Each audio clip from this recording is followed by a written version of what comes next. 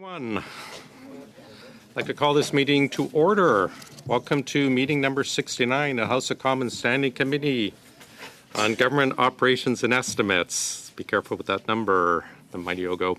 Now, pursuant to Standing Order 1082 and the motion adopted by the committee on Monday, May 1, 2023, the committee is meeting on the study of the subject matter of the main estimates A 2023-2024 and pursuant to the order of reference adopted by the House on Monday, May 29, 2023, the committee is also meeting on the Sup A's 2023-2024.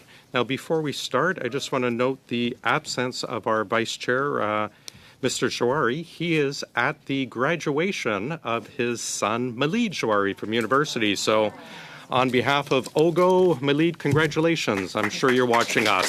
So, yes, congratulations, Malid. Quickly, just a couple housekeeping items before we turn things over to the Minister. We just require unanimous consent June 5th. We've got our 9 departments here regarding the McKinsey docs. Unanimous consent to provide them with 2.5 minutes for opening statements each. Colleagues, thanks very much. And then just one last UC motion, if the committee agrees. I said, credit to them, have turned over all of their documents unredacted. They were required to appear because they hadn't done it by the time, but since they've turned everything over unredacted, would request UC to excuse them from appearing. Wonderful. Colleagues, thanks very much. Minister Fortier. When you're done vandalizing our room, we'll turn things over to you for 5 minutes, please. And welcome back to Ogo. Merci. Thank you very much, Chair.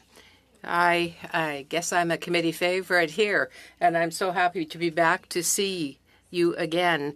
I want to begin by saying that I'm speaking to you from the unceded territory of the Algonquin and Anishinaabe people. I'm very happy to present to the committee, the main estimates and SUP's AVE. Overall, government this year, the main estimates represents some expenditures that are proposed of $433 billion for 129 bodies, $198 million in voted expenditures, $235 billion in statutory expenditures. You know that this represents about 60% of the expenditures, some $261.4 billion. Mr. Chair, some significant changes to the 2023-2024 statutory expenditures have been provided for that will affect the Canada Health Transfer, equalization, and also the payments for climate change incentives.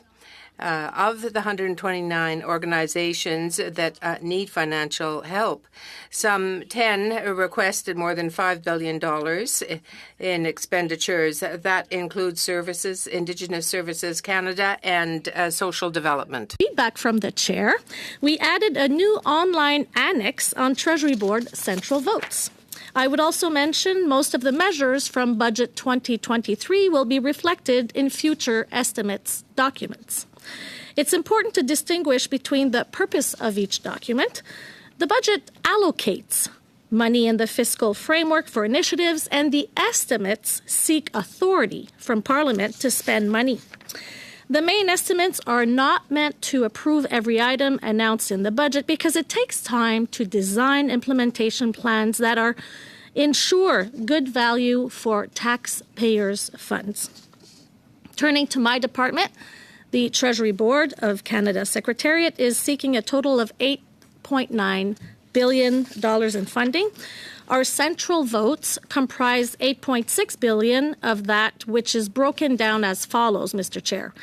$750 million for government contingencies, $71 million for government-wide initiatives, $3 billion for operating, and $750 million for capital budget carry forward, and $600 million for pay list requirements such as parental or maternity leave and entitlements upon ending service or employment. And there is approximately $3.4 billion to make payments under the public service pension, benefit, and insurance plans, including the employer's share of health, income maintenance, and life insurance premiums. The remaining amount, just under $313 million, supports the operation and activities of the department, such as decision-making support and oversight, greening government, regulatory reviews, and digital initiatives. It's now I will briefly turn to the supplementary estimates A. Le budget Subs A gives information on voted expenditures, some $20.5 billion, and also sets out statutory expenditures provided therein, $1.4 billion. And that includes $13 billion for groups that deal with the Indigenous peoples, particularly with respect to the specific claims fund and the housing accelerator fund. $2.6 billion also will be used for bilateral agreements with the territories in the area of health. $997 million for, as I indicated earlier, the accelerator fund for housing. In conclusion, I have to say that I want to thank the committee for all the work it's done on estimates, and I want to thank my team here. They are with me to answer your questions. I, too, am ready, Mr. Chair, to answer any question you may have. Thank you, Minister. You finished with 2 seconds to spare. I appreciate that. Ms. Cusi, for 6 minutes, please. Thank you very much, Mr. Chair. Merci, Madame Ministre. Thank you, Madam Minister, for being here today. On April 19th of this year, we had 155,000 public servants that went on strike. And of course, this deeply impacted services all across Canada, everything from passport delivery, and I think most significantly were tax returns. People were very concerned about filing their taxes, and many concerned about when they would be processed and when they would get their returns back, from their tax filings. So your negotiations started in June of 2021. Why could you and the Treasury Board not come to an agreement when you had 2 full years to do so? Merci beaucoup pour votre. Thank you so much for your question. I'd also like to thank all Canadians for being so patient. The negotiating bargaining process is necessary in the public service. We began our bargaining with the public service, with the Public Service Alliance, and it can take from 16 to 2 months to 2 years to get to an agreement. So I can assure you that we worked very hard indeed to reach an agreement. To know that when we first did our first monetary offer last May of 2022, the PSAC chose to leave the table as they no longer wanted to negotiate, and we encouraged them to come back to the table, and that's when it happened, where last April we found a way to do mediation, and as you know, we continued to put all of our efforts at the table, knowing that PSCC had decided to do a strike. We respect the strike decision that they had met. But we did get to an agreement, and I was very proud, and I'm waiting to ratify it. Because we had almost a 2-week strike where so many services came to a standstill. Passports, as I said, seniors worried about getting their tax returns. Can you tell Canadians and Canadian taxpayers today, how much did that 2-week strike cost Canadians? How much did 155,000 public servants on strike cost Canadians, please? Well, thank you again. And I do want to thank Canadians for their patience. As we know, we did have some essential services that were possible. Some of those essential services were, for example, EI, veterans, supports. And one, of course, as you mentioned, passports was not something that was considered essential, except if it was a humanitarian reason, which, as we know, it takes a lot to be able to do that. Therefore, I have to say that we concentrated on getting a good deal. And when the strike was over, I know that Minister Gould was sure to have all of the efforts to get back on track. And we are back on track with passports. Did you get a good deal? I think Canadians are wondering, did you get a good deal? I've read the PSAC summary, and for PSAC members, it's 12% wage increase over 4 years, 12.6% compounded over 4 years, a $2,500 pensionable lump sum payment averaging 3.7% of salary. That's an average of $23,000 per public servant, and this excludes, Madam President, group-specific allowances as well as group-specific wage adjustments. So I think the question on every Canadian's mind right now is how much, and I'm very grateful you reached these negotiations finally. I look forward to them being ratified. How much will this cost Canadians, Madam President? How much will this cost Canadians, please? Thank you. And I believe we have a good deal that is reasonable for Canadians and also fair for public servants. It's an ongoing cost will be estimated to $1.3 billion a year. And we have now 10 tentative agreements. As you know, there's 28 altogether with the core public service. So now that we have 10 tentative agreements, which cover over 60% of employees, it's an additional cost of $1.8 billion a year, which represents the current negotiation offered on the table. So $1.3 billion at a time where Canada is in an inflationary crisis, a cost of living crisis. I mean, that's quite a price tag, Madam President. I will say, now, going forward with services, as I said, many services were impacted during the strike themselves. Are there any backlogs in services, or are there still services which are still not being delivered to Canadians as a result of this strike? And my final question that I'll put to you, that I hope you will have time to answer, is: will these services be delivered? And is there the expectation that we will not have another strike in the future? Given the pending of the ratification of these negotiations and agreements, Madam President? So for the three questions you asked, first for the vote is happening right now, and I respect the PSAC will ratify, hopefully, that vote. And it's happening as we speak, so let's look forward to a positive vote. Second, as for services, I believe everything's back on track from the strike issue.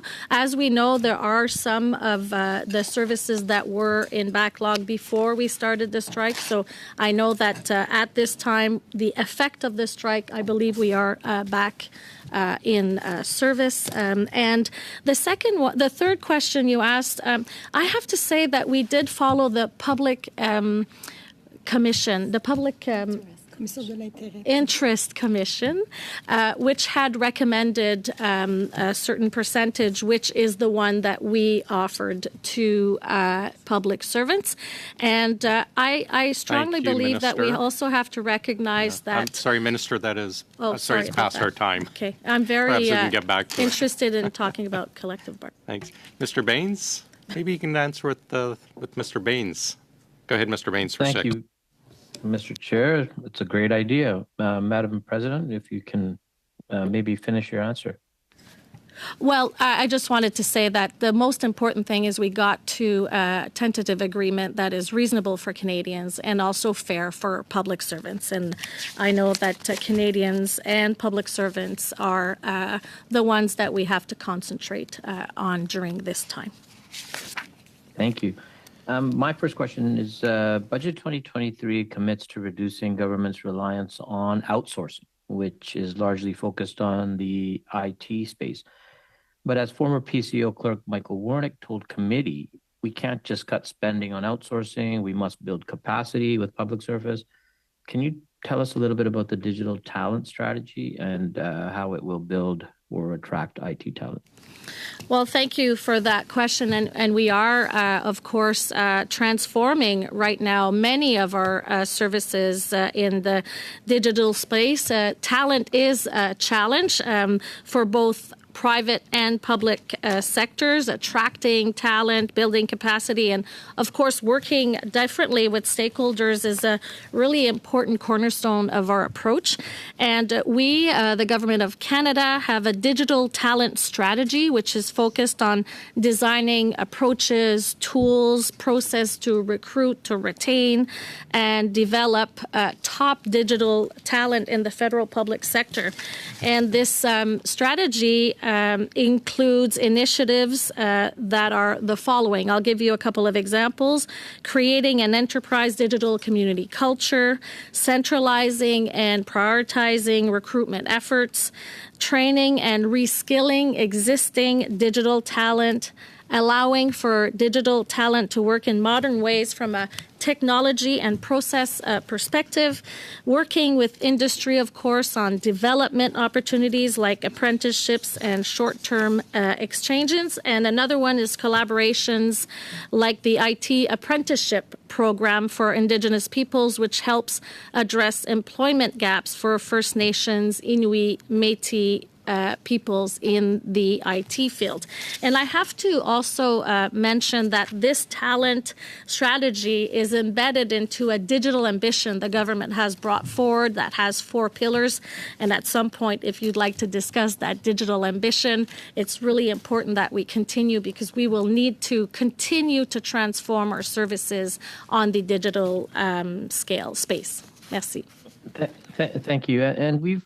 And I'm going to go into housing, and we obviously have heard quite a bit about the pressures of housing for many Canadians, and indeed in my city of Richmond, British Columbia, we've seen young professionals, choosing to leave the city that they grew up in to find products that aren't available in the city. So we're always looking to increase the type of homes that are available for the needs of anyone who is in a certain part of their life or their career. So can you please share with this committee what is being done in the supplementary estimates to support affordable housing for Canadians? Thank you for that. And I know that this has been a really important question for Canadians across the nation on how the government needs to tackle not only the cost of housing, the fact that supply is an issue, and we know that Canadians are struggling. And that's why our government is delivering a bold federal leadership to rapidly increase housing supply, support Canadians struggling with the cost of housing, and of course protect the dream of home ownership. We've been hearing that a lot. In the main estimates, we have an additional $1.6 billion in for the Canada Mortgage and Housing Corporation, and this is to create new affordable housing units. You know, the Rapid Housing Initiative is a very important initiative across the country. There's also the Affordable Housing Innovation Fund that develops and scales up rent-to-own projects. Also, we help affordable housing providers to complete deep energy retrofits on existing multi-unit residential buildings. Those programs are the Canada Greener Affordable Housing stream of the Canada Greener Homes Loan Program. And also we have the National Housing Strategy, and it's our 10-year plan to help Canadians access housing that meets their needs and also that they can afford. I will also mention, because we're doing both today, in Supplementary Estimates A, we provide a further $1 billion for Housing Accelerator Fund, which works with local governments to remove barriers and also incentivize housing supply growth with the goal of creating at least 100,000 net new homes across Canada. And all this works, of course, in tandem with other measures, such as the new registered account, as to give prospective first-time home buyers the ability to save $40,000. And I will stop there because I've been told that my time is up, Parm. Thanks, Okay. Mr. Baines. Thanks, Minister. Ms. Vinola, please, for 6. Thank you very much, Chair. Madame Fortier, ladies, thank you for being with us today. I'm going to move directly to Supplementary Estimates A. I had a surprise in reading supplementary estimates in that $463 million are earmarked for an emerging treatment of COVID-19. And I said to myself, oh, okay. Long haul COVID perhaps is involved in terms of that. It's 33 deaths per week. That's too high. But I wonder then now if $463 million for this emerging treatment. What is the treatment? What company is it being supplied by? And what motivated this type of purchase? I think I'm going to be obliged to answer by saying that we would need to have the department to have a bit more detail as to how the money was used. But Annie is going to answer. It is money that was not used last year, and the department asked us to lapse into a new area. The supplier and all that, we will have to come back to you with that information. But it is money that was not spent last year. Thank you. On April 24th, Michael Wernick said that what follows with respect to the budget, it's not enough to set an objective of reducing the amounts of monies paid to consultants. That's a classic half measure. Other measures have to accompany that. For example, an increase in sums, double the sums that are annually invested in the training and development of leadership within the public service. It's very important for me to develop internal forces, internal expertise. Would you agree with what Mr. Wernick said and what I repeated here? Where, to your mind, would that training and development be the most necessary, and how can it be done? Thank you so much for your question. You know that with respect to professional services and the importance that that has, it is something that has to complement expertise that isn't available, or particularly a good example is in the digital area where we have to work with external experts. But the goal is to train from within the public service so that they have programs. And some of these programs exist. I'm sure that my colleagues can give you some examples. But these are professional services that are used in a context where it is in addition to what exists in the public service. Sometimes it's an architecture contract or something like that, or nursing contract. We would agree that it's very important to have the public service at the height of its abilities.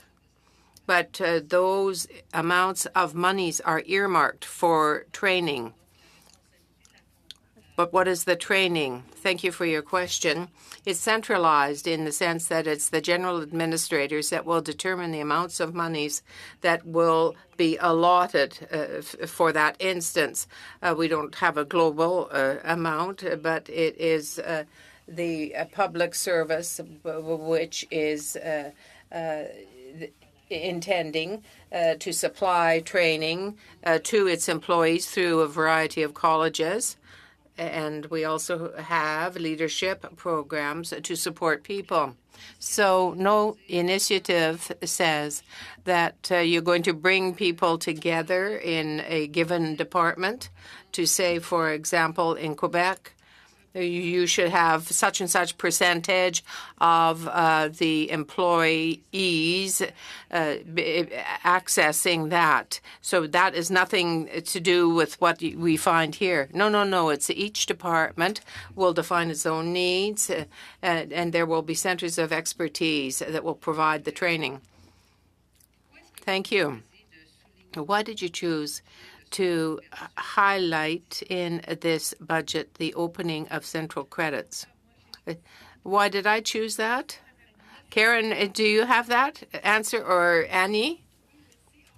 Well, in actual fact, it was to increase transparency.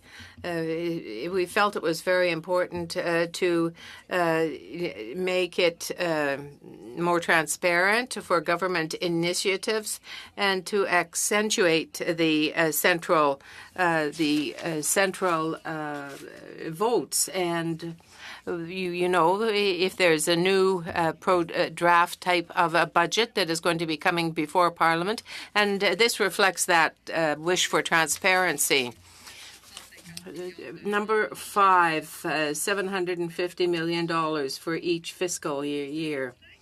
What, same answer? Well, that amount has been set over the past few years. It's never increased, not even with inflation. Has that vote increased? Well, then it's $750 million per year for 20 years, and maybe for the next coming 75 years. Mr. Johns, please go ahead. Thank you, Minister, for being here, and to your team for the important work that you're doing. Minister, we know seniors are struggling right now. They can barely make ends meet with inflation, with the delay in the pharmacare plan that's been promised by this government. The costs of everything are just literally suffocating seniors. I'm glad that you moved the retirement age back to 65 from 67 that the Conservatives decided to move forward with. But, your plan to increase OAS by 10% for those over 75 and exclude those from 65 to 75 is costly to those seniors, and it's created a two-tier system. Now, the PBO costed out what it would cost if you included both 65 to 75, and it'd be $2.9 billion. So basically, it would cost about 0.5% of a corporate tax increase to cover the 65 to 75. So my concern is, why are you choosing corporate welfare? We have the lowest corporate tax rate in the G7 over helping seniors that are struggling right now. And I have to say, we put forward proposals to tax the wealthiest of Canadians, and you've defeated them. That would have resulted in $10 billion in taxes. And you chose, to support large corporations that are having excess profits versus increases to seniors. Why?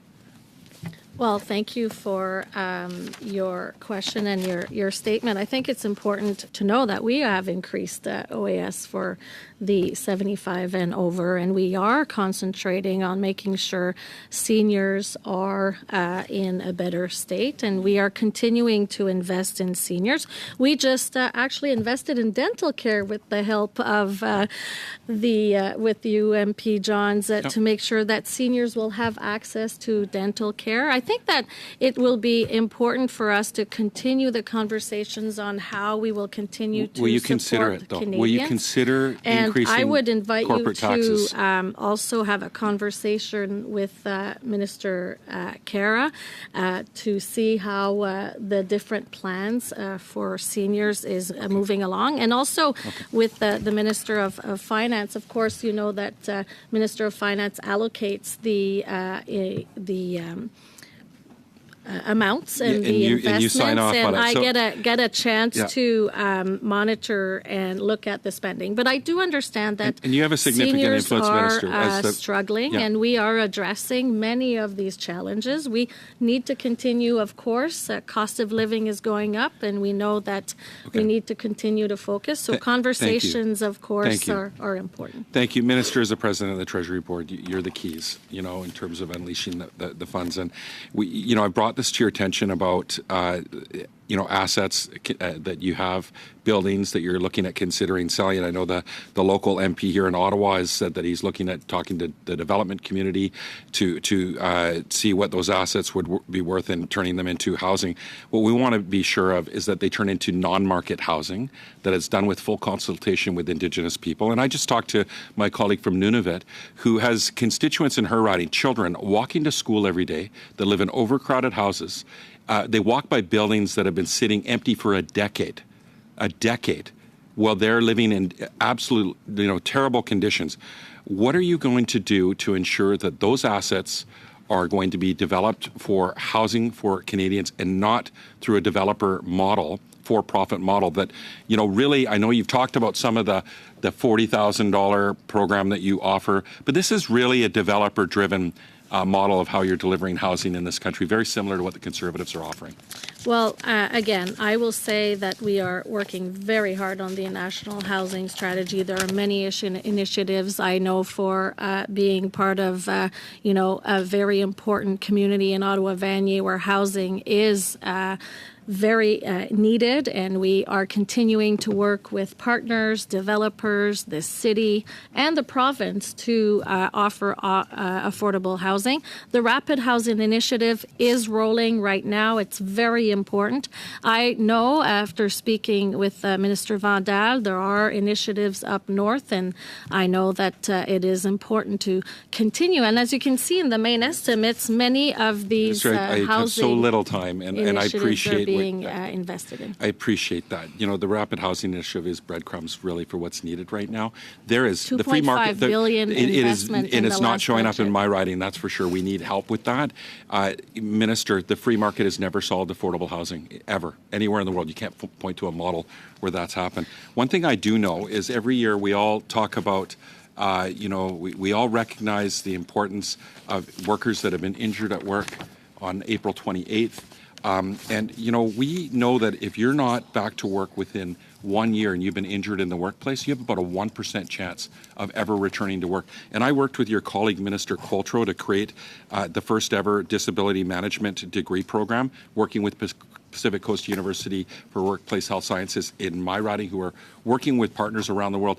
I want to know that you're going to ensure continuing that program after 2024, and if you're going to apply it to the whole of government, because if you don't accommodate workers when they're injured, the 99% that don't return within a year never return. And maybe you can also table to this committee how many workers are not working that have been injured in the public service. It'd be good to have that number so that we have an idea and we can work with you to ensure that we're getting on top of this. Mr. Chair, would that be something that the committee would... Well, first of all, Sorry, I'm going to interrupt. First, that is our time. Okay, it's No, time. I'm afraid that is our time. Okay. I'll send a, note. Yeah, if you can address in writing the issues that Mr. Johns has brought up. We have passed in this committee a motion requiring within 3 weeks. So if you could just send that to the committee, we appreciate it. We're now on to our 5-minute rounds. Ms. Cusi, please. Thank you, Chair. Madam President, the Treasury Board has oversight as to the directive on the management of procurement. And with our study with McKinsey, there has been a lot of scrutiny and discussion over how to strengthen the integrity regime And I certainly hope that this will include reviewing the ineligibility and suspension policy. I know you're aware we recently studied this, Mackenzie, because of your appearance here, and thank you very much for that. But we studied them, of course, because of their ethical and breaches within their organization. And I've reviewed the regime quite extensively, and the Part 4 applications to me, or I should say the exemptions within that, seem very extensive, but I'm also particularly shocked that McKinsey passed the integrity regime, particularly relative to Section 6, Part B, Roman numeral 5. And that part is where the supplier has been convicted of an offense. And I recognize that McKinsey was not convicted of an offense in the U.S., but that paying of a $600 million payout to 49 different jurisdictions, I think, warrants a really close evaluation by the Government of Canada before heading into business with McKinsey and Company. I also think Roman numeral 6 of the same Section 6 Part B bears consideration the trafficking of a substance, which I believe is certainly relative to McKinsey and their role in the opioid crisis. What the integrity regime currently excludes is human rights, the rule of law, and reckless disregard for the health and well-being of Canadians. So with that, I put a notice on motion in this committee, and Chair, again, to be clear, I'm not moving it at this time, but I'll read it again for you to hear, Minister, and that is that the committee report to the House that in light of the government's announcement that it will join the class action lawsuit against McKinsey and Company for their role in the opioid crisis, the committee calls on the government to reform the integrity regime associated with procurement in order to exclude companies that have shown reckless disregard for the health and well-being of Canadians and for human rights and the rule of law. So you, being the president of the Treasury Board that oversees the directive on the management of procurement, what are your thoughts on that motion? Do you think that is a motion that you could support, Minister? Well, thank you for that. And also, of course, I start by saying, and I said it when I was here for the McKinsey study, that I will, of course, welcome any recommendations that comes out from this important committee on the study of McKinsey. And I can also, just to inform everyone, that we will have our report by June 30th, as promised during the appearance. Under the previous government, as you mentioned, in 2015, an integrity regime was introduced with the aim of course, fostering ethical business practices. And we agree that we need to strengthen our policies. And that's why I've been mandated to strengthen federal procurement policies to integrate human rights, social and corporate governance principles, environmental also principles, and of course supply chain transparency principles. And I will, as I said, take recommendations coming from this committee So I'm to hearing a lot of support support, Minister President, responsible and I think for that's- PSPC that will be I'm hearing a reviewing the lot of integrity support, regime. And I certainly would welcome you at that time as well to make an appearance when we go and study the integrity regime when I move this motion, and hopefully after its passing here in this committee.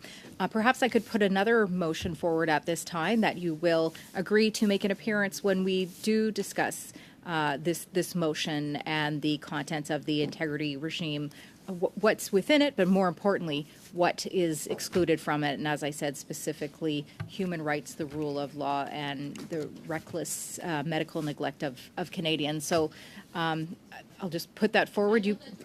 Just to be fair, I know that the PSPC Minister Jacek is looking into the integrity regime. Therefore, I But know your that role she will Can I- be overseeing sorry, if I can, procurement, I if I can think- interrupt both of you, Yep. is that a formal motion It you're is. putting forward? It is, yes, Chair. That one is a formal one. The motion I had on notice was not. That is.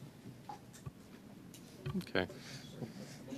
Would you like to just repeat it for? Sure. That the minister appear when the integrity when the when the integrity regime is being, or would it be, maybe I'll make it specific to the motion, when the motion as follows or as put on notice, and I've read it into the record, is being debated, or is being, has passed and is forward for discussion. I think basically, to sum up, there is a motion, a notice to study the integrity regime. I think it's just that the minister would agree to attend when we do the study. That's right, yes. In her role. More broadly. Thank you, Chair. I'm sorry. Are we setting a date, or are we just saying in the spirit of? I think, Minister, can we put a simple question forward to you? Will you agree to appear when the time is appropriate The lead and is available? Minister Jacek, so if I can contribute to the conversation, of course I want to work with the committee, but I believe the Minister Jacek will be the one leading this initiative. Mr. Chair, just point of order. Yeah. That's all I'm going to say. No.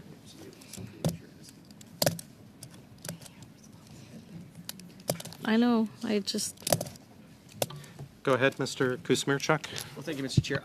I think the way we've traditionally done it as a committee is simply, as the study progresses, and if there is the will of the committee, we vote to send an invitation to the minister. Obviously, the minister, I think, at this point, has to review her schedule, her meetings. I don't think we should be putting the minister on the spot today, and so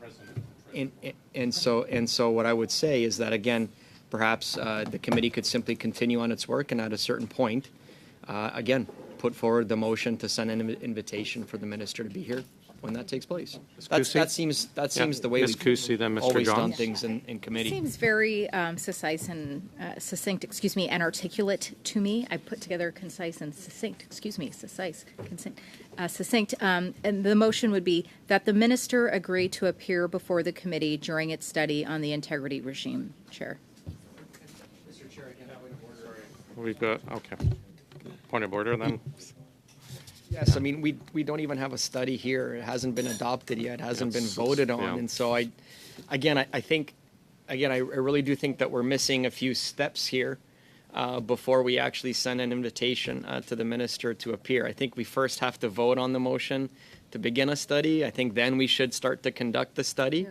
And then at that point, we deliberate and make the determination as a committee that we invite the minister to appear. I think we're putting the entire cart before the horse That's a here. point of order. But we'll go to Mr. Johns, Miss DeBruce, and then Mr. Housefather. My biggest fear right now is we've got the minister here, and if we lose the minister and we don't get some important questions on her, then it's really going to be disappointing because we've got some important work to be done.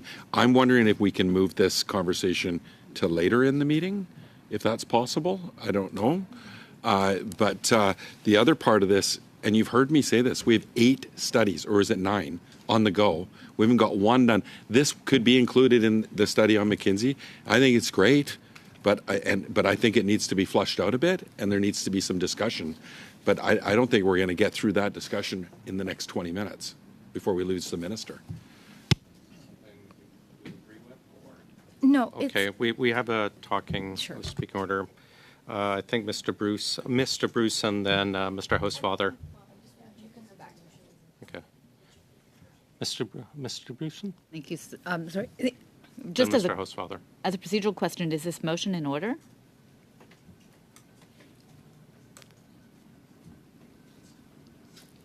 Because we don't understand the language of it. Yeah. But if it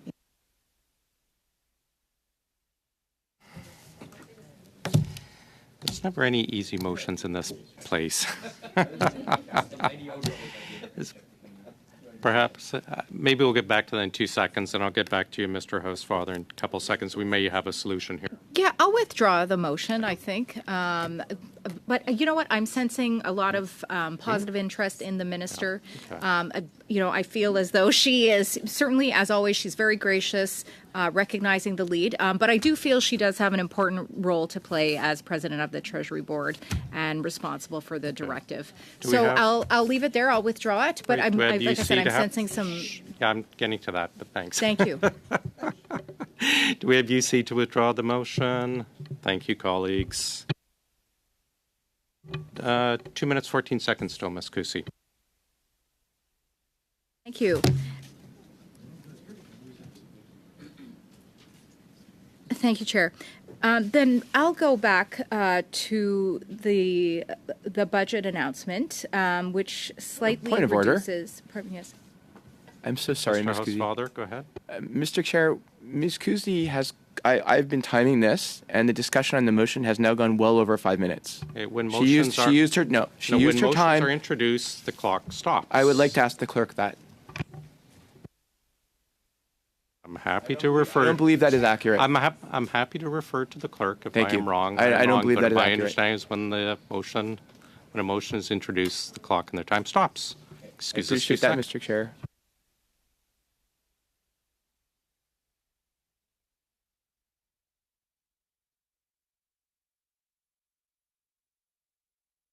Okay. Well, Ms. Cusi will cede her time. However, we will double check the Green Book, but that has been the practice of the 7.5 years I've been on this committee is that we have, and I believe that has been brought up before, but Ms. Cusi will cede this It's not how we did it in another committee that I was on, so thank you. just to make things difficult. Thank you, Mr. Housefather. Mr. Kuzmierczuk, why don't you go ahead for 5 minutes, please? The mighty Ogo. Thanks, Mr. Chair. I do appreciate it. Minister, thank you so much for coming here to Ogo Committee once again for your excellent testimony. And I just wanted to say as well, too, thank you so much for the skill and the compassion that you applied in resolving the negotiations with our federal public servants, and I felt it was a good deal for our federal public servants, but also a good deal for Canadians as well too. And again, just wanted to say thank you for your leadership, for your skillful negotiations, and really your grace throughout what was a very obviously difficult and challenging time. So, just want to say thank you very much for providing that steady leadership. Minister, I had an opportunity last week to meet with nurses and frontline healthcare workers and administration at Hotel Dieu Grace Healthcare. Tremendous people, absolutely dedicated professionals. And what they told me is that obviously they have significant concerns about the state of our healthcare in Canada and in communities like mine and in Windsor-Tecumseh. And they talked about, for example, staffing shortages. They talked about, challenges when it comes to home care. They talked about addiction, mental health issues. They even talked about housing and really the role that housing plays as well, too, and their ability to actually discharge patients back into the community. So, making sure that Canadians have access to health care is so essential and so important for this government. Can Madam President, can you explain to the committee how the increased Canada Health transfers will benefit Canadians from coast to coast, including Canadians and residents in my community of Windsor-Tecumseh? Well, thank you for that, and I believe that you're not the only one who had different conversations, especially, I believe, in the last week we were all in our constituencies, and I also had possibility to speak with people that are working in the healthcare system, and knowing that we are, as a government, wanting to strengthen the public health care system, because we want to provide safe, high-quality care that Canadians need. And as you know, in the estimates, we're advancing that commitment. And the main estimates, as I mentioned earlier, provide $4.2 billion increase in the Canada Health transfer. And the supplementary estimates A provide $2.6 billion for new bilateral agreements with the provinces and territories to address health system needs. And the latter will be used for needs like expanding access to family health services, supporting health workers, and reducing backlogs.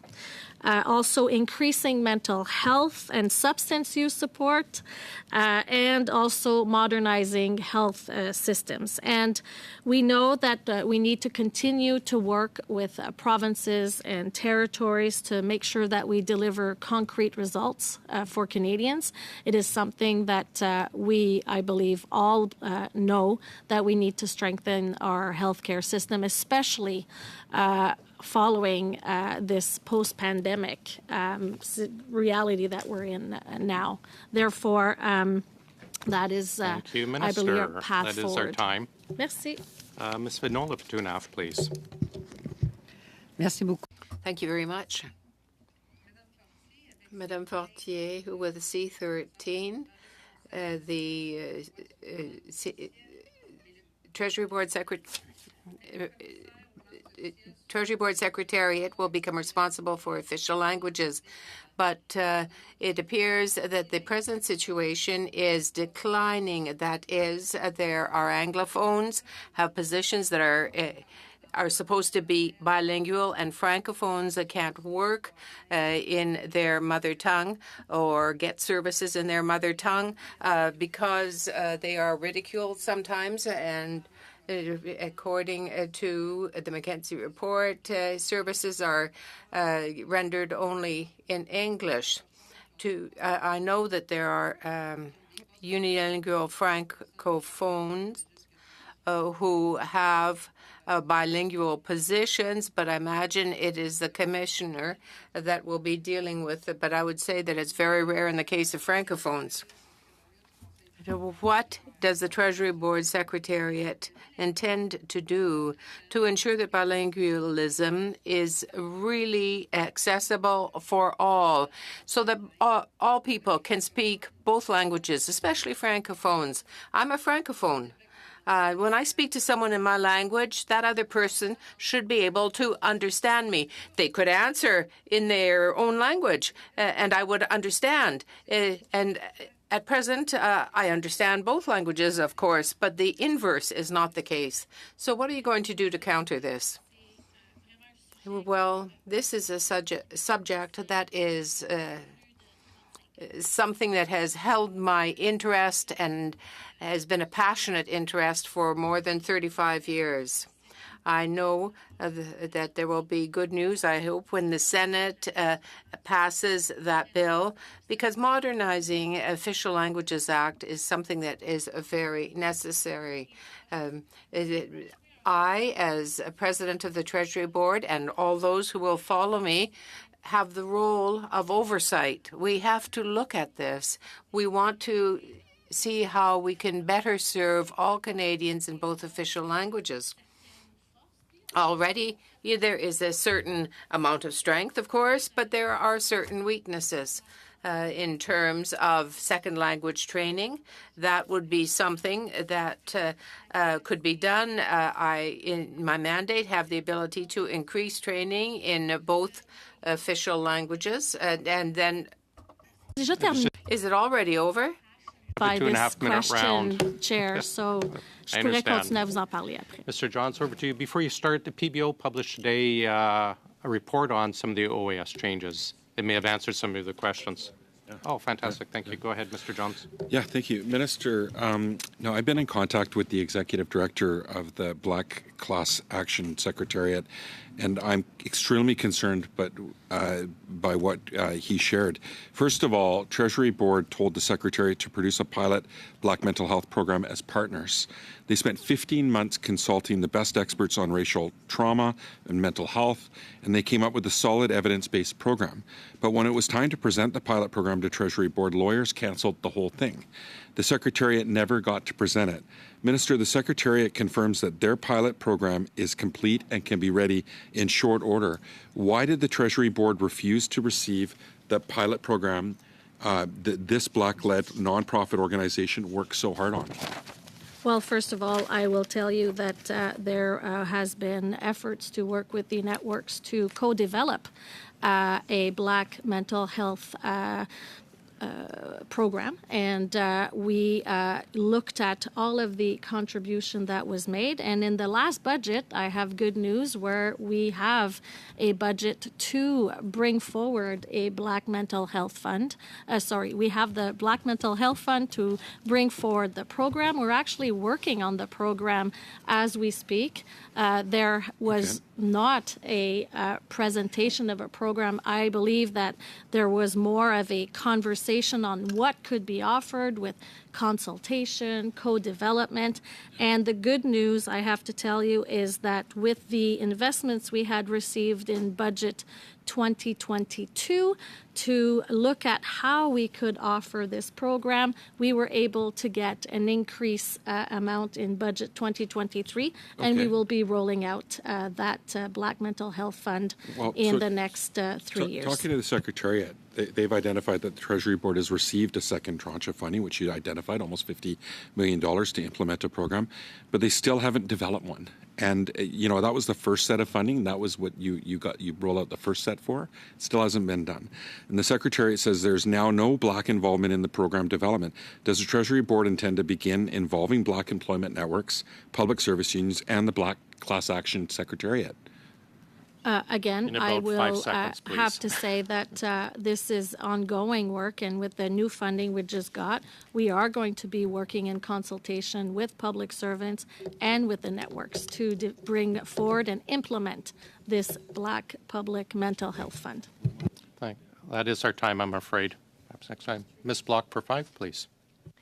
Thank you very much, Mr. Chair, and thank you, Minister, for joining us today, and thank you to your departmental officials for joining you in hopes of answering some of the questions that we have. Minister, with hybrid work here to stay, can you please tell the committee how many public servants are still working from home? So first, I'd like to say that there is every department has identified under the directive or the directive of the hybrid that we brought forward that they can work 2 to 3 days from home. So departments identify and develop with their teams how they will abide with this directive.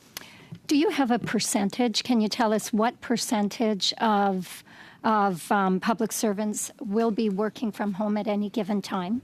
Again, this is, we as a president of as the Treasury Board, we we bring forward a directive, and the departments implement and develop with this directive. Therefore, we are not to gather data or identify. It's each department that follows that directive and the principles. I would like to say, if I may, during the negotiations, there was a big push by the Public Service Alliance wanting for the directive or the hybrid work to be grievable. And I was very clear with the officials that were negotiating that it was a management right. Therefore, we found a solution to make sure that we, out of this agreement, have a letter of intent to look at how we can review the directive on telework that exists and hasn't been reviewed since 1993. Okay, and that will be something that we will be doing in the next in l'avenir. So let's move to a different topic then. On the Treasury Board website, it states that the Secretariat helps ensure tax dollars are spent wisely and effectively for Canadians. Since this is your responsibility as the President of the Treasury Board, what stats can you provide the committee today that would demonstrate productivity over the last couple of years while our public servants were working remotely? Okay, vas-y, Mireille. But first, I'd like to maybe share, and I know that the chair loves to talk about departmental results and also departmental plans. And those are where we can see how departments are moving along in delivering on their development. departmental plans they've brought forward, and the departmental results shows those degrees. So I would say that it would be very difficult for the board to identify how productivity with hybrid is identified when we're looking at how the services or programs are delivered, and not necessarily how people are delivering those Thank programs. you. So, again, as the president of the Treasury Board, responsible for ensuring that tax dollars are spent wisely, someone who I believe sees all of the departmental reports, there is nothing provided to you as the president that would demonstrate the productivity of departments and of the public service in regards to whether they're working in office or remotely? Again, I can maybe ask Mireille to give examples of how we evaluate the delivery of the programs, but I would not say that there's a data set that brings forward who's working from home or from an office to deliver those programs. But again, maybe we have examples that could be delivered by Thank you very Mireille. much. So very quickly, as you know, there's so many jobs and so many functions within government. There's some that are very precise in terms that you can quantify, number of calls, amount collected, so on and so forth. Others are a little bit more, I'll say, intangible in terms of how it's done. So we do have some metrics. So departments, again, this is the responsibility of departments to kind of set objective and to be able to kind of monitor that. And every employee within government has a performance agreement where objectives are actually set and then where they're evaluated and feedback is provided. So that's how we do it. Thank you very much. Mr. Hauswalder for 5, please. Merci beaucoup, Monsieur le Thank you very much, Chair. Madam Minister, departmental plans for the Treasury Board provide for a certain amount of, in fact, a large amount of full-time employees to be hired. There would be businesses that would be involved as well. Can you tell us what you are doing to help Canadian businesses to lighten the burden, the regulatory burden? Well, thank you. Let me say 2 things. The first is this. We have Bill S6 in the House, which is the annual modernization of the regs. And it is presently in the House. It was passed in the Senate, first of all. It is a key element that is allowing the government to work efficiently, to provide protection for providers, and to provide health and safety, occupational health and safety. And in that, I say that there are 45 changes that will allow for the movement towards the digital world and to simplify the regulations. I know that you are very much here interested in regulations, and we will be able to provide changes, even in agriculture, because in agriculture, there is a great need to reduce the red tape. They want to be able to better work in their sector with a lighter regulatory burden. Last week, I was in Washington to speak with representatives of the White House office, and we created some years ago a council for cooperation in terms of Canada-U.S. regulations. That council hasn't met for quite a long time, and I wanted to see if there was an interest in a meeting. The United States and Canada have worked so closely together to develop their regulatory frameworks. It would be good for them to sit down and look at the regulations to see what changes might be made to improve and streamline the supply chain. Also, critical minerals. We're moving forward with that. Alors, la bonne nouvelle, c'est qu'il y a eu But the good news is that they listened very closely to what was being said.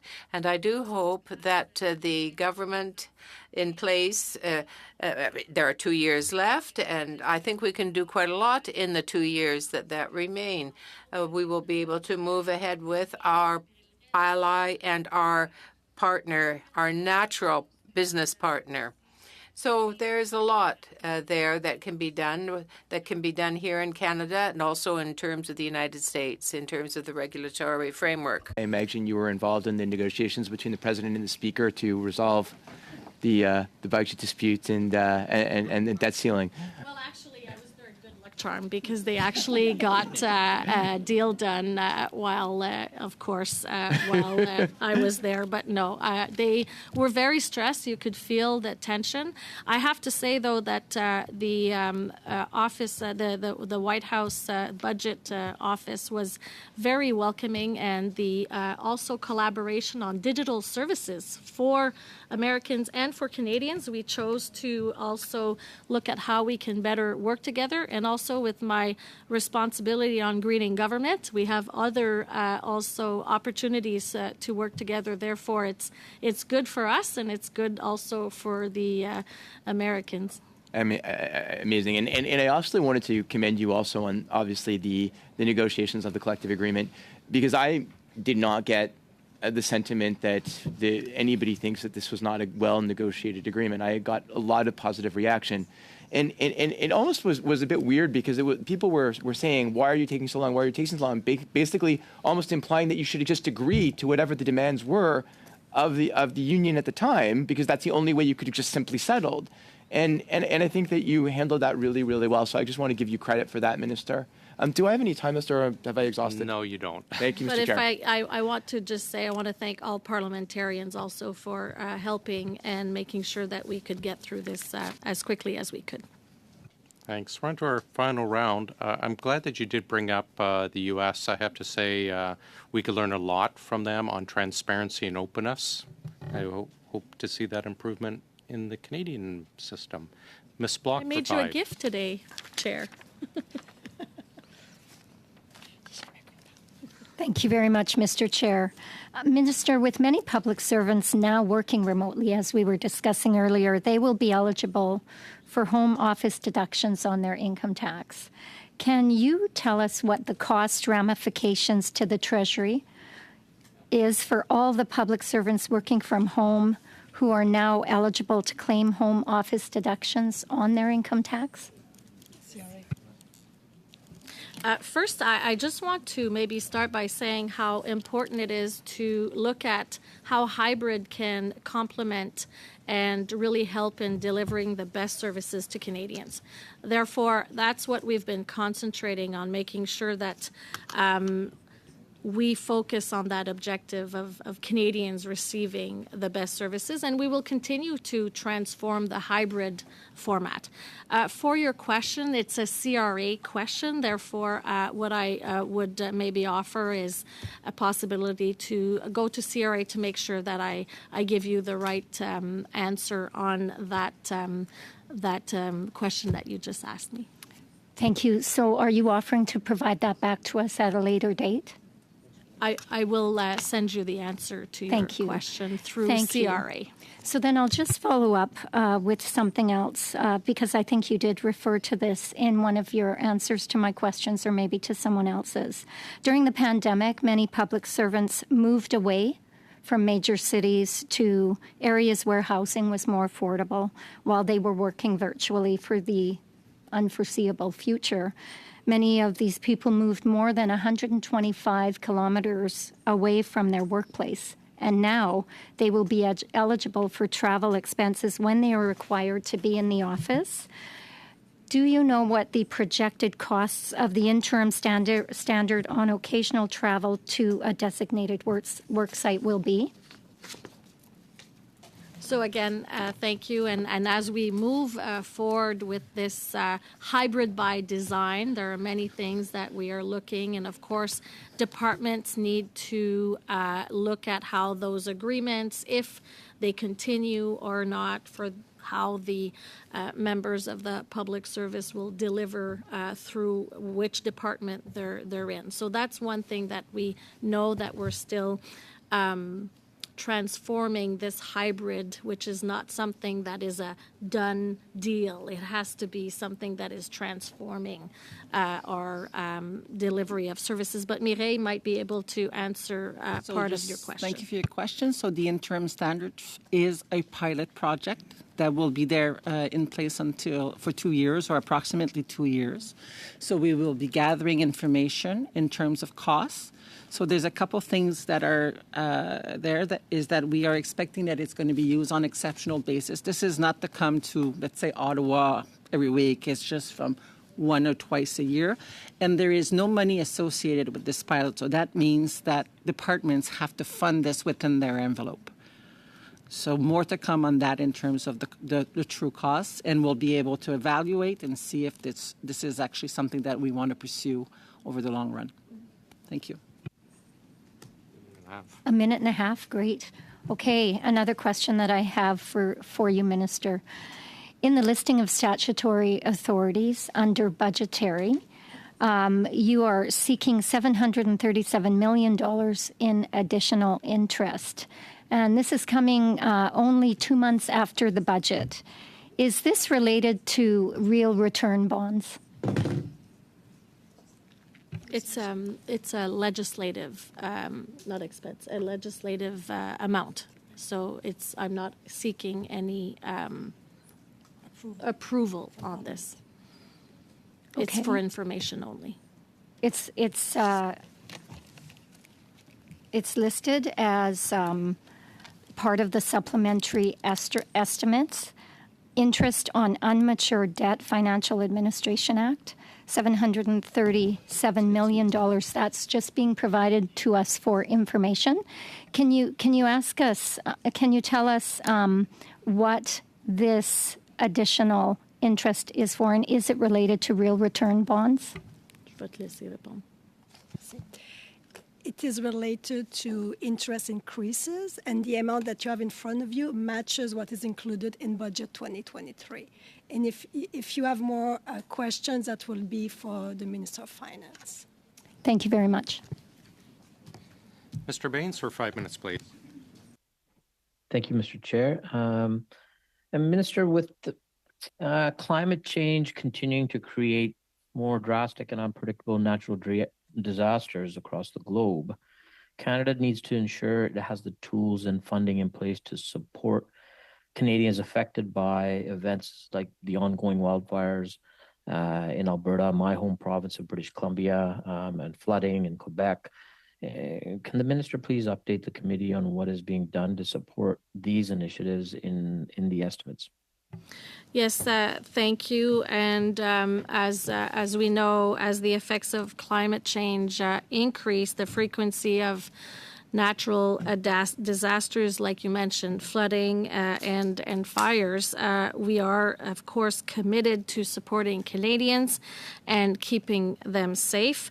In the main estimates, it includes $1.6 billion increase in expected disbursements under the Disaster Financial Assistance Arrangement for 2023-2024 based on forecasts. This supports provinces and territories with a cost of response and recovery that is beyond which they could reasonably bear on their own. And this, of course, complements the prevention initiatives that were in Budget 2023, creating an online portal so Canadians can access information on their own exposure to flooding so they can take to protect their home. Also working with the provinces and territories to address the gaps in natural disaster protections and help Canadians access affordable insurance. So those are two examples. Okay, and just on to dental care being one of the most important forms of preventative health care. We know it's expensive. Access to dental care and the well-being of Canadians. What investments is the government making to ensure Canadians have access to affordable dental care?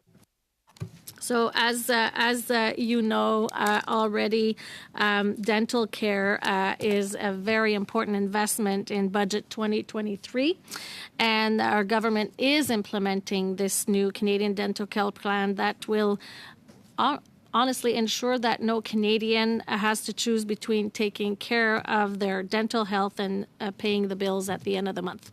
So this budget includes $13 billion over 5 years, starting in 2023-2024, and $4.4 billion ongoing. And this is to implement the Canadian Dental Care Plan. Now, I don't know if you're aware, but already nearly 500,000 children under age 12 can access the Canada Dental Benefit. And of course, it makes them start caring for their smiles. We're also developing the National Dental Program with the goal of expanding dental coverage to under 18-year-olds, seniors, and persons living with disability by in 2023, and then full implementation, including the expanded eligibility by 2025. So that is a very important initiative, and we know that it is important to Canadians across the nation. Thank you. And with respect to conducting a study on diversity in procurement, it's being done in our with our committee here.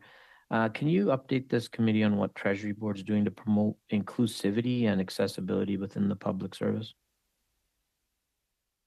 We created the Center on Diversity and Inclusion to, of course, accelerate efforts achieving that we have a representative, and inclusive public service. We launched programs to support departments in addressing barriers in recruitment, also promotion at the executive levels. We're also releasing disaggregated data on equity-seeking groups. We amended the Public Service Employment Act to strengthen provisions to address potential bias and barriers in staffing processes. And, of course, the clerk of the Privy Council issued a call to action for public service, making sure that we fight racism within public service. Thank you, Minister. And one last, we're hiring. This is a very important commitment, at least 5,000 new public servants living with disabilities by 2025. Thank you. Thank you. Ms. Vinola for 2.5, please. Thank you very much. I'm going to try to speak as quickly as possible. From 2023-24 to 2025-26, there is a difference of 0.7% of full-time employees in terms of leadership, and that means 625 to 1,025 persons. And therefore, the Parliamentary Budget Officer stated, no. The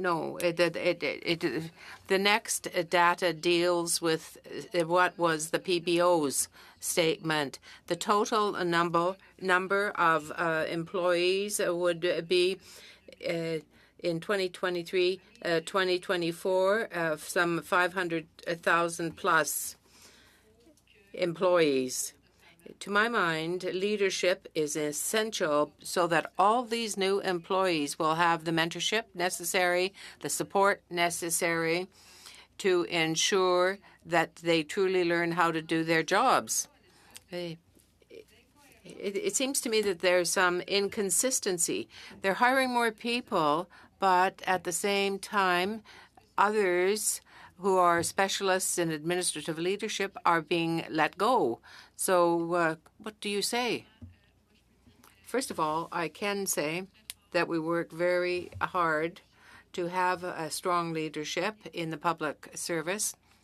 And we always want to continue to have that strong leadership. Perhaps Karen has some specific response with respect to your answer, to your question, rather.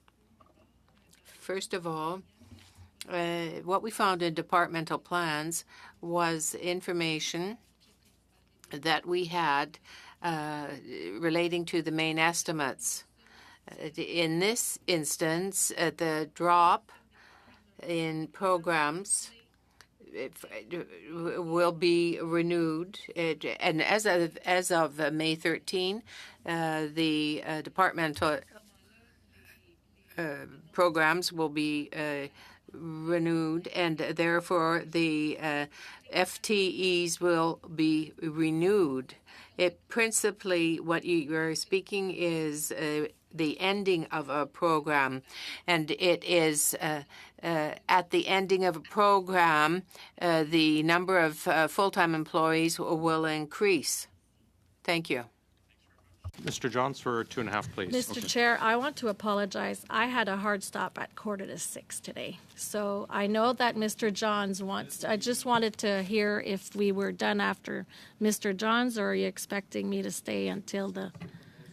We can hear Mr. Johns and then say, Well, let you I go. will hear Mr. Johns then. I just need quick answers and we can get through this really fast. When do we expect anti-scab legislation to be tabled by this government?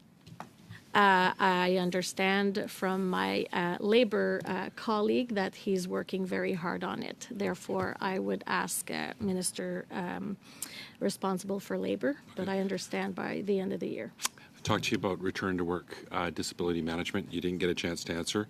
The BC government's invested $6 million. Just to give you a comparison, your government's invested in $2.75 million. It's the first pilot. I'm glad to see you step forward.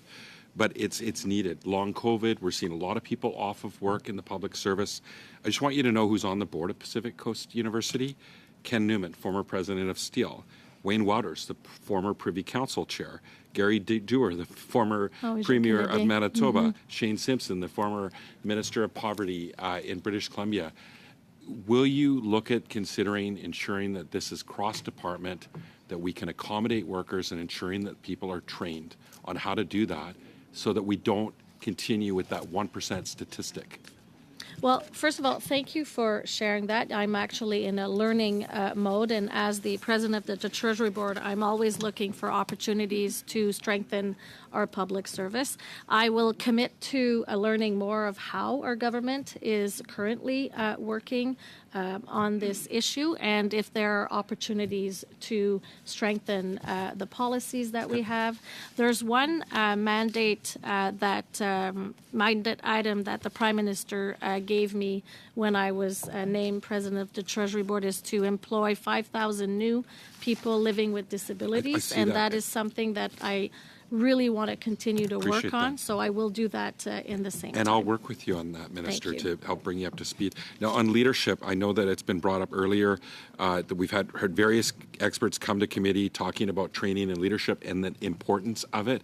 We actually want to fix this highly paid consulting outsourcing issue instead of just flinging mud at government. We heard from Michael Wernick that there was cuts under the Conservatives that led to this leadership void and training, and it had an impact. We heard from Amanda Clark. The PBO even cited it. Can we get assurances that you're going to increase investments, hearing from public servants, instead of decreasing? Because right now it shows a decrease. Well, first of all, I'd like just for everybody to know that for professional services, less than 5% is used for managing consultation or consultants. The rest is, examples include providing nursing services in the north, health services for veterans. So professional services, we have to make sure we define well. And the fact that under 5% is for consultants. But like it's gone up 400%. There is 5%. Pardon me? It's gone up 400%. But it's still under 5% of the amount. So one thing that we are looking into is to make sure that it is a complement to the need of the skills and expertise that we need to deliver our programs and services. And I've committed into my exercise of refocusing on spending to look at how we can, of course, make sure that we find efficiencies and we find ways to make sure we increase the skills and competencies or les compétences of public servants to deliver services to Canadians. Minister, thank you for allowing a bit of extra time for Mr. Johns. He's kept you a bit longer than we thought. Thanks for joining us today. Colleagues will excuse the minister, and then we'll get to fun around with the officials. Minister, thanks very much. We'll wait maybe 30 seconds to excuse the minister, then we'll start with one round with the...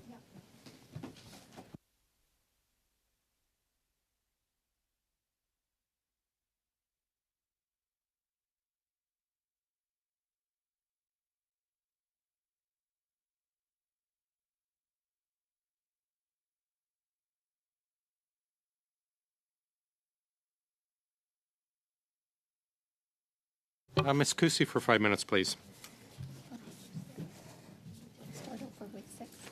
Thank you very much, Chair.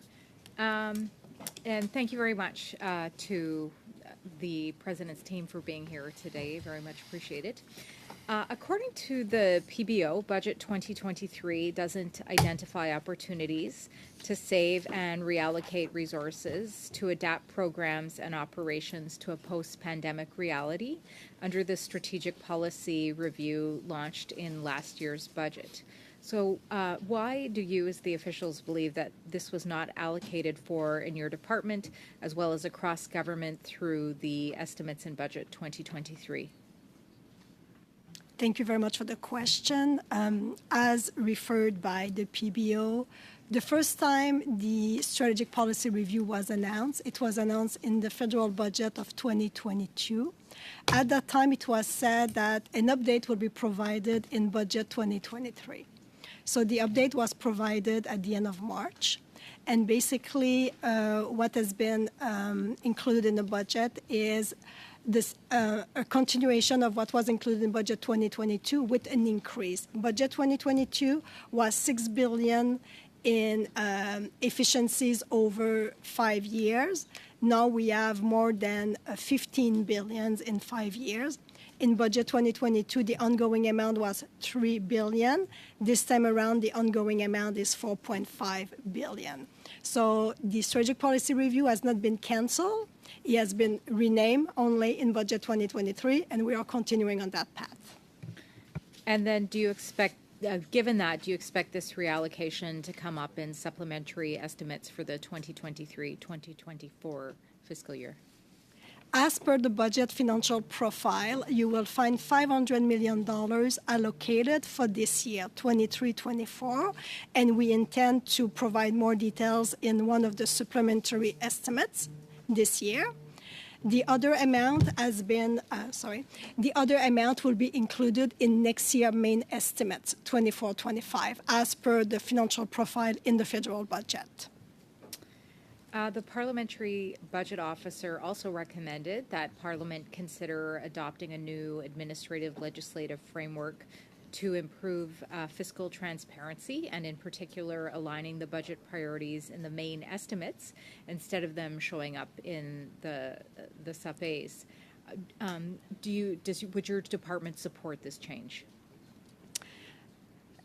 The main estimates were tabled on March 1st as per the standing orders of the House of Commons. As you know, the budget was tabled at the end of March. Having said that, if you look carefully in the supplementary estimate A, you will see all the budget 2023 items that have already been included in budget in the supplementary estimate A. You will see for those items a reference to the budget. So there is a tagging. There is a tagging of what is included in supplementary estimates A that relates to budget 2023. And as the PBO stated in his report that is tabled on Monday morning, more than 40% of the items from budget, the federal budget, are already included in supplementary estimate A. Would you be able to expand upon any other further measures the department has taken in terms of providing more transparency with Canadians, I should say, in regards to the budget? So like I was saying, you will find here all the new requirements in Supplementary Estimate A. You will find all the tagging to the federal budget. You will find as well all the horizontal items that is for more than one department. You will find an online annex with all the central votes that we have under Treasury Board Secretariat, the opening balances, and everything that is being used over the course of the year. That's fine. Thank you very much. Thank you. Thanks. Mr. Kusmirchuk for 5, please. Sure. Thank you, Mr. Chair.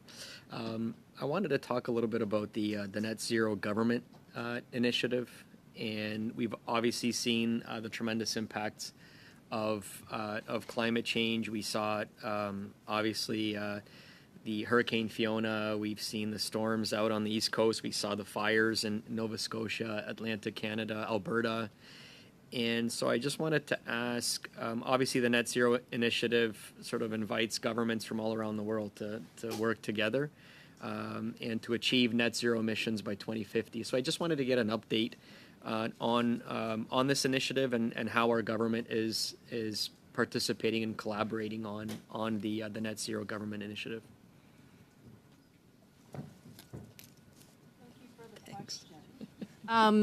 I can talk generally about what we've been doing on greening government and the operations. And so there's some key highlights that I would mention. So first of all, we've been taking efforts to green our fleet. So all executive vehicles are to be green or hybrid. We're now 95%. All our regular fleet are to be green by 2030. And we are at 11% of reaching that target. In terms of procurement, for example, it's embedded in our policy. Best value doesn't mean lowest cost for what we buy. It also means are there green initiatives as part of that? So some of the things that we're doing is, one, we're procuring 100% clean electricity for our federal operations. We're procuring also, working with PSPC to green our standing offers and our supply arrangements. And so of the 7,000 standing offers that we have, 40% now have environmental considerations in there. And we are also incentivizing our suppliers on large contracts to disclose their GHG emissions and have a Paris-based target. No, that's terrific news. And when I first got elected, I wrote a letter to all the ministers asking them to consider purchasing for their executive vehicles Chrysler hybrid Pacificas, and I made sure to send that to every minister that had, really, even if they had a fleet of 2 under their portfolios. And I'm pleased to see, actually, I've been keeping track on the Hill. Every time I see a Chrysler Pacifica hybrid on the Hill, I get excited. I actually take a photograph as well, too, with a thumbs up. So can you tell me a little bit about again, the impact of, again, using the greening initiative not only to achieve our net zero emission targets, but to support communities like mine, Canadian workers who are building Canadian vehicles and also helping us to reach net zero emissions. Is that part of the calculation? So in terms of the Government of Canada's fleet, as I said, there's sort of the executive vehicles, and then there is our conventional light duty. On the executive side, it's either net zero or hybrid. As I said, 95% are, and I see the list of those and can tell you there are Pacificas on that list. In terms of our conventional fleet, we go out. It's obviously an open, fair, transparent procurement that we go out. So in terms of whoever puts in bids for those fleet. And as I said, of the 17,000 vehicles that we have, 11% are now meeting our green targets, and we're on track to meet the 2030 target. Just on that, I wanted to ask you in terms of charging infrastructure as well too, in terms of on federal property, and here in the National Capital Region. Are you able to maybe comment a little bit of that? Is that something that we're looking to boost? So I'll give you a general answer. I don't have all the specifics, but the infrastructure goes like glove in hand with it. And so we are working with departments about how to implement that, the infrastructure, but I don't have any more specific details. That's perfect. And I feel generous today, Mr. Chair, so I will yield my time to Mr. Johns if he so would like a little extra time. Well, it's only 25 seconds. Why don't we add it to the end of his time, but we'll go to Ms. Vinola first, and maybe she can ask. Back to. Yeah. No, Mr. Johns will add it to the end of your time after Ms. Vinola, rather than interrupt your time. And maybe Ms. Vinola can ask about the Chrysler Pacifica as well. Well, no. It's not that I don't like it. C'est pas que je l'aime pas. It's not that I don't like it. So, according to the departmental plan 2023-2024, the Treasury Board Secretariat foresaw a higher volume of services by March 2024. In 2021, there were 7 indicators that represented 46% lower than the previous year. Now, can Treasury Board Secretariat tell me if they expect that the number of services will increase by the period that I've mentioned before, or will they decrease? And if so, how? Well, each of the departmental plans, as we mentioned, is prepared by each individual department and relates to that individual department. There are differences from year to year, and the initiatives will advance. We hope that year over year, the results will be met. So there's an indicator with a goal that depends on each and every department. But you're responsible for all that, even though you don't have any type of control or contact over the department. Well, each project arises from the department itself, and the department has to be sure that it is accountable for seeing that its program meets the standards. But in view of the fact that that comes under your departmental plan for Treasury Board Secretariat, what concrete steps do you take to ensure that these objectives will be attained, to move the troops along so that they do reach their objectives? We work very closely with each department, in a sense, so that they have concrete objectives and ones that are achievable. Once the programs are developed, sometimes they are a bit ambitious.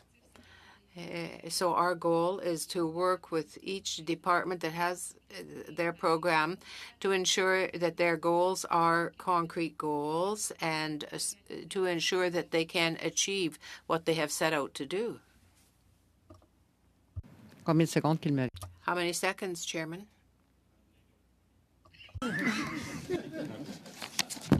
You've taken Mr. John's time. Easy go. Yeah, go ahead, Mr. Johns. Okay, thank you. I just want to share with my colleagues what I heard from the Secretariat, that Black public servants continue to experience significant racial trauma in the public service. So what we have right now is a lot of workers on long-term leave, or they're coming into work and suffering, but nothing is happening to help them right now.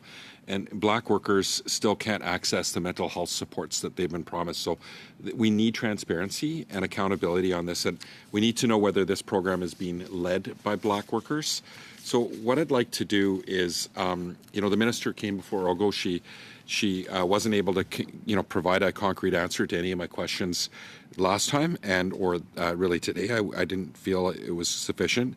So I'd like to ask for that information now. If I can ask for the will of the committee to support me, that the government provide in writing the current status of the Black mental health program, what Black involvement has been and is currently part of the process, so exactly who was involved and how they contributed, and how much of the funding has been spent and what it's been spent on, and the plan for the next program phase and how much funding will be needed. And lastly, when the program development will be complete and whether the program will be released publicly. Just through you, Mr. Chair, if I can get the will of the committee to ask them to table those documents within 3 weeks.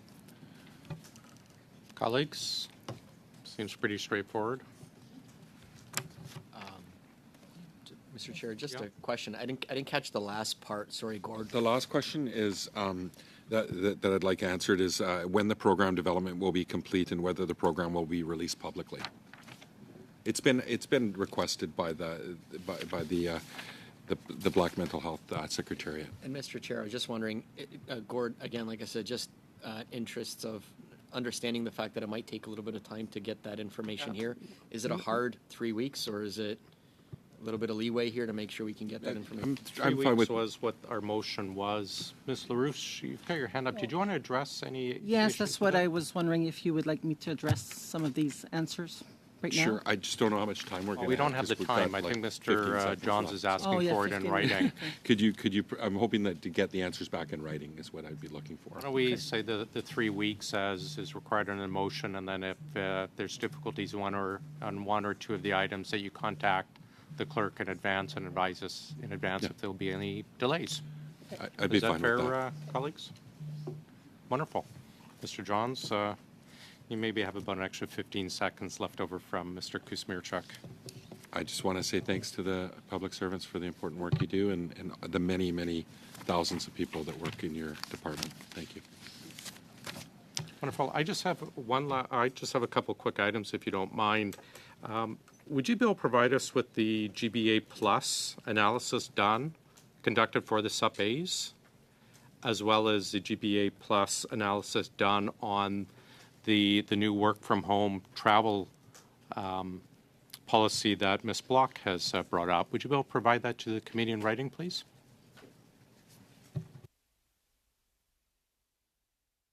Wonderful. Colleagues, if there's nothing else, we shall be adjourned. Thank you, colleagues.